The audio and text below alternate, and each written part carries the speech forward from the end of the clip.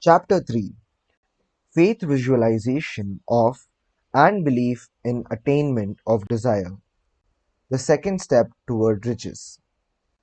Faith is the head chemist of the mind. When faith is blended with the vibration of thought, the subconscious mind instantly picks up the vibration, translates it into its spiritual equivalent, and transmits it to infinite intelligence, as in the case of prayer. The emotions of faith, love, and sex are the most powerful of all the major positive emotions. When the three are blended, they have the effect of coloring the vibration of thought in such a way that it instantly reaches the subconscious mind, where it is changed into its spiritual equivalent, the only form that induces a response from infinite intelligence. Love and faith are psychic, related to the spiritual side of man. Sex is purely biological and related only to the physical. The mixing or blending of these three emotions has the effect of opening a direct line of communication between the finite, thinking mind of man and infinite intelligence. How to develop faith?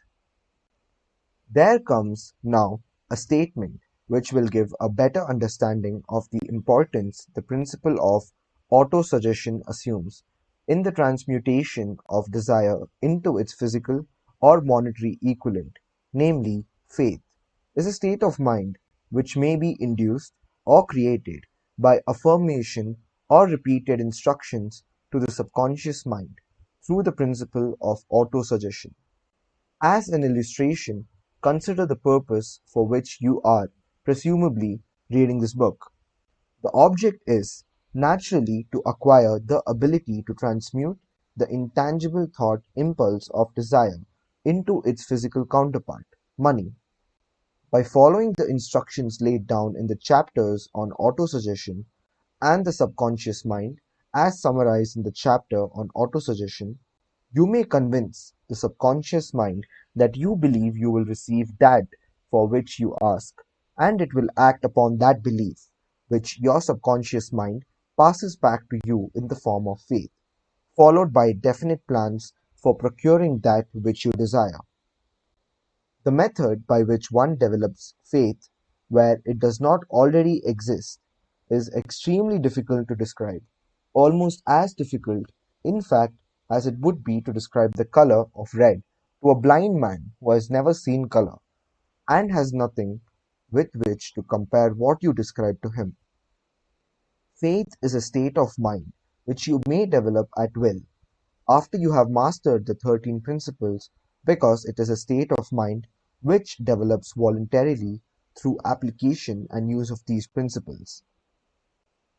Repetition of affirmation of orders to your subconscious mind is the only known method of voluntary development of the emotion of faith. Perhaps the meaning may be made clearer through the following explanation as to the way men sometimes become criminals.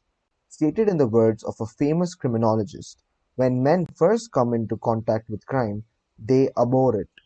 If they remain in contact with crime for a time, they become accustomed to it and endure it. If they remain in contact with it long enough, they finally embrace it and become influenced by it. This is the equivalent of saying that any impulse of thought which is repeatedly passed on to the subconscious mind, finally accepted and acted upon by the subconscious mind, which proceeds to translate that impulse into its physical equivalent by the most practical procedure available. In connection with this, consider again the statement: all thoughts which have been emotionalized, given feeling, and mixed with faith, begin immediately to translate themselves into their physical equivalent or counterpart. The emotions, or the feeling portion of thoughts, are the factors which give thoughts vitality, life, and action. The emotions of faith, love, and sex, when mixed with any thought impulse, give it greater action than any of these emotions can do singly. Not only thought impulses which have been mixed with faith, but those which have been mixed with any of the positive emotions or any of the negative emotions may reach and influence the subconscious mind. From this statement, you will understand that the subconscious mind will translate into its physical equivalent a thought impulse of a negative or destructive nature just as readily as it will act upon thought impulses of a positive or constructive nature. This accounts for the strange phenomenon which so many millions of people experience, referred to as misfortune or bad luck. There are millions of people who believe themselves doomed to poverty and failure because of some strange force over which they believe they have no control. They are the creators of their own misfortunes because of this negative belief, which is picked up by the subconscious mind and translated into its physical equivalent. This is an appropriate place at which to suggest again that you may benefit by passing on to your subconscious mind any desire which you wish translated into its physical or monetary equivalent in a state of expectancy or belief that the transmutation will actually take place. Your belief or faith is the element which determines the action of your subconscious mind. There is nothing to hinder you from deceiving your subconscious mind when giving it instructions through autosuggestion, as I deceived my son's subconscious mind. To make this deceit more realistic, conduct yourself just as you would if you were already in possession of the material thing which you are demanding when you call upon your subconscious mind. The subconscious mind will transmute into its physical equivalent by the most direct and practical media available, any order which is given to it in a state of belief or faith that the order will be carried out. Surely enough has been stated to give a starting point from which one may, through experiment and practice, acquire the ability to mix faith with any order given to the subconscious mind. Perfection will come through practice. It cannot come by merely reading instructions. If it be true that one may become a criminal by association with crime, and this is a known fact, it is equally true that one may develop faith by voluntarily suggesting to the subconscious mind that one has faith. The mind comes, finally, to take on the nature of the influences which dominate it. Understand this truth, and you will know why it is essential for you to encourage the positive emotions as dominating forces of your mind, and discourage and eliminate negative emotions.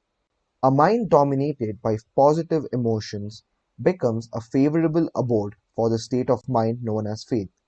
A mind so dominated may, at will, give the subconscious mind instructions, which it will accept and act upon immediately. Faith is a state of mind which may be induced by autosuggestion. All down the ages, the religionists have admonished struggling humanity to have faith in this, that, and the other dogma or creed, but they have failed to tell people how to have faith. They have not stated that faith is a state of mind and that it may be induced by self-suggestion. In language which any normal human being can understand, we will describe all that is known about the principle through which faith may be developed, where it does not already exist. Have faith in yourself, faith in the infinite. Before we begin, you should be reminded again that faith is the external elixir which gives life, power, and action to the impulse of thought. The foregoing sentence is worth reading a second time, and a third, and a fourth. It is worth reading aloud. Faith is the starting point of all accumulation of riches. Faith is the basis of all miracles and all mysteries which cannot be analyzed by the rules of science. Faith is the only known antidote for failure. Faith is the element, the chemical which, when mixed with prayer, gives one direct communication with infinite intelligence. Faith is the element which transforms the ordinary vibration of thought created by the finite mind of man into the spiritual equivalent. Faith is the only agency through which the cosmic force of infinite intelligence can be harnessed and used by man. Every one of the foregoing statements is capable of proof. The proof is simple and easily demonstrated. It is wrapped up in the principle of autosuggestion. Let us center our attention, therefore, upon the subject of self-suggestion and find out what it is, and what it is capable of achieving. It is a well-known fact that one comes, finally, to believe whatever one repeats to oneself, whether the statement be true or false. If a man repeats a lie over and over, he will eventually accept the lie as truth. Moreover, he will believe it to be the truth. Every man is what he is, because of the dominating thoughts which he permits to occupy his mind. Thoughts which a man deliberately places in his own mind and encourages with sympathy, and with which he mixes any one or more of the emotions, constitute the motivating forces which direct and control his every movement, act, and deed. Comes now a very significant statement of truth. Thoughts which are mixed with any of the feelings of emotions constitute a magnetic force which attracts from the vibrations of the ether other similar or related thoughts. A thought thus magnetized with emotion may be compared to a seed, which, when planted in fertile soil, germinates, grows, and multiplies itself over and over again, until that which was originally one small seed becomes countless millions of seeds of the same brand. The ether is a great cosmic mass of eternal forces of vibration. It is made up of both destructive vibrations and constructive vibrations. It carries, at all times, vibrations of fear, poverty, disease, failure, misery, and vibrations of prosperity, health, success, and happiness, just as surely as it carries the sound of hundreds of orchestrations of music and hundreds of human voices, all of which maintain their own individuality and means of identification through the medium of radio. From the great storehouse of the ether, the human mind is constantly attracting vibrations which harmonize with that which dominates the human mind.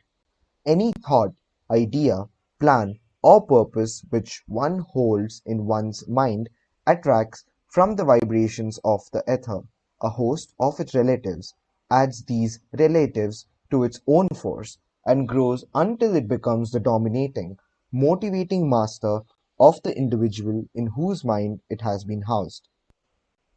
Now, let us go back to the starting point and become informed as to how the original seed of an idea, plan, or purpose may be planted in the mind. The information is easily conveyed. Any idea, plan, or purpose may be placed in the mind through repetition of thought.